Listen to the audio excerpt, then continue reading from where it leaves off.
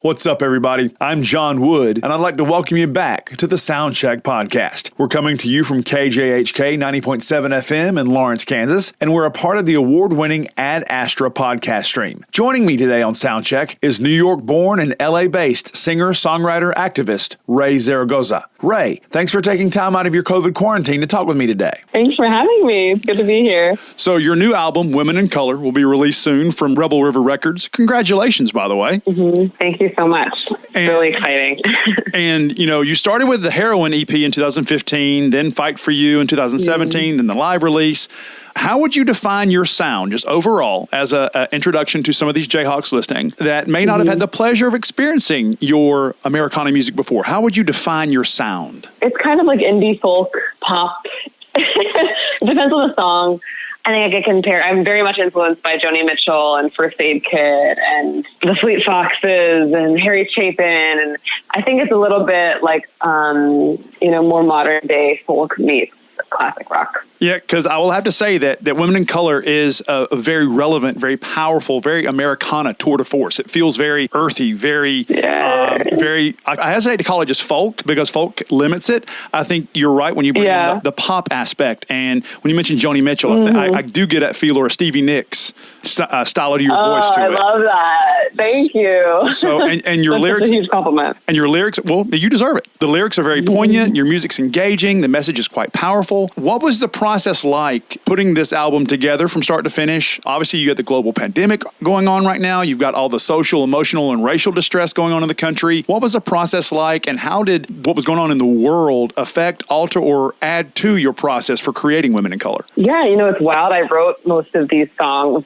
2 years ago because we recorded the album a year ago. Wow. Yeah, everything on the record was written at least a year and a half ago. Maybe like one of the songs was written like a couple months before we recorded the album. Well, with this being such an important message that I think you're bringing to the masses, what was it like once again to work with master producer Tucker Martine on this project? 'Cause he's been around the block a few times. Yes. What was it like working with Tucker? Yes, I love talking to people who know who Tucker is because he is really a master, and it was such a dream come true to work with him. I'm a huge Blind Pilot fan, yes. And I was driving down like Venice Boulevard 5 years ago, and their song "Don't Doubt" came on, and I just started crying. I had to pull over my car, and I was like, I don't care what happens. Like, whoever produced this track is going to produce my music one day. And I just made this pact with myself. And then like later on, fast forward like 4 years later, my management is like, okay, like who's the dream? Like who's the dream producer to produce this? And I said, Tucker Martine. He's the dream. And so I talked to Tucker. Luckily, I got a phone call with him, and we had an amazing, like we just like are such like musical soulmates.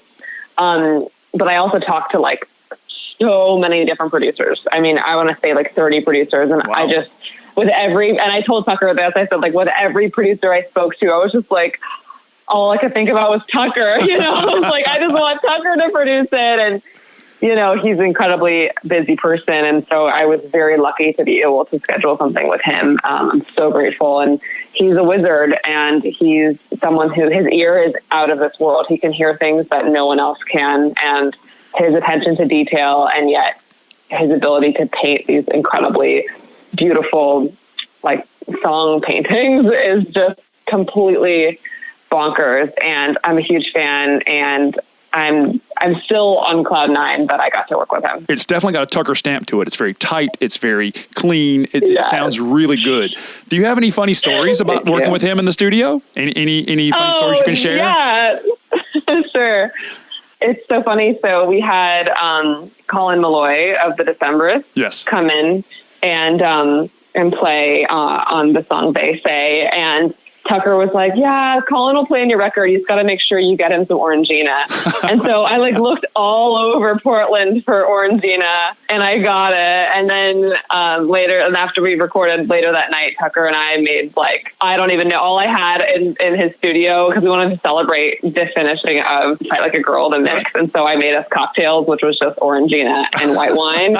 Actually was amazing. And so it was just like me and Tucker and everyone dancing around the studio listening to a final mix, drinking Orangina and wine, because Colin Malloy loves Orangina. People underestimate the power of a good Orangina.